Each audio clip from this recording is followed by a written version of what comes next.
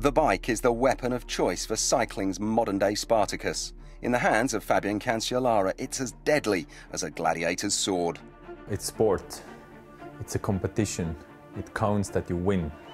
At the end of the year, they ask you if you won or not, and I prefer to say yes. And win he certainly has, in spades. Cancellara is arguably the greatest all-round talent of his generation. A time trial monster whose extensive palmarès includes stints in the coveted yellow jersey, not to mention multiple victories in 3 of cycling's 5 monuments. Having recently turned 33, Spartacus is in the prime of his career, and new challenges beckon. The world hour record is in his sights this year. But how about a tilt at becoming only the 4th rider in history to take all 5 monuments? I have the dream to win the 5 monuments, but a race like Liège is getting more and more not possible, because first they're changing every year now, the parcours, every year. And on the other hand, it's just a climbing race, and that doesn't really suit me. And to prepare this kind of race, I mean, it will take me a lot, and I think I'm already sacrificed a lot in my life, and to sacrifice even more and more and more for this, I don't know, because I want to live life as well, because this is the balance I need. Of course, now the next few years, there are some goals, I mean, there are some dreams, but everything will be step by step. With such an already glittering resume and admiration from within the peloton, it's certainly a view that can be respected. Of course, Cancellara's crowning achievement so far came in 2013, when he joined Tom Boonen as the only men to win the Flanders-Roubaix double twice.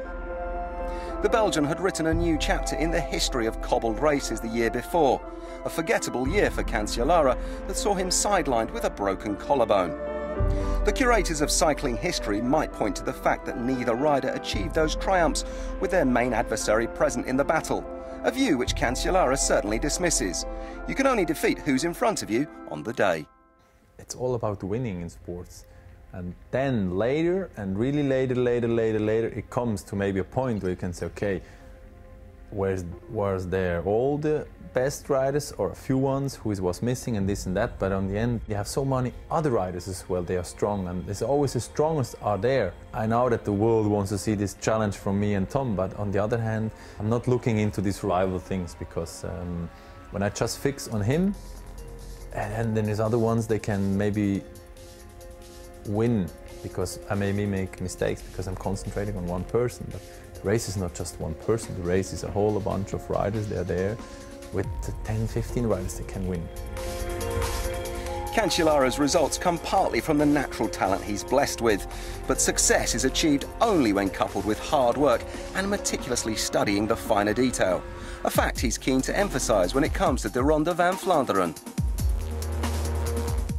In Flanders, it took me years. It took me years and years and years until I could reach the top. Because that's, in my opinion, it's the most difficult race somehow, because you have a race that lives for himself.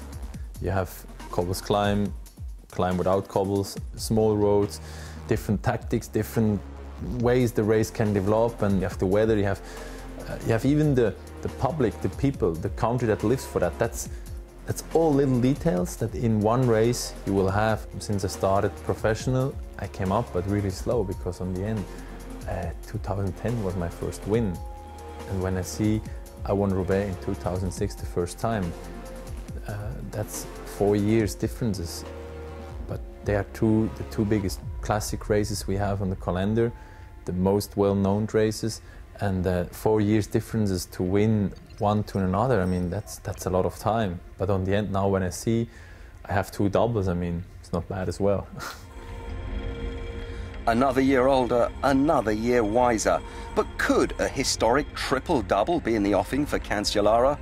We'll find out for sure after the first instalment of the Cobbled Monuments this weekend.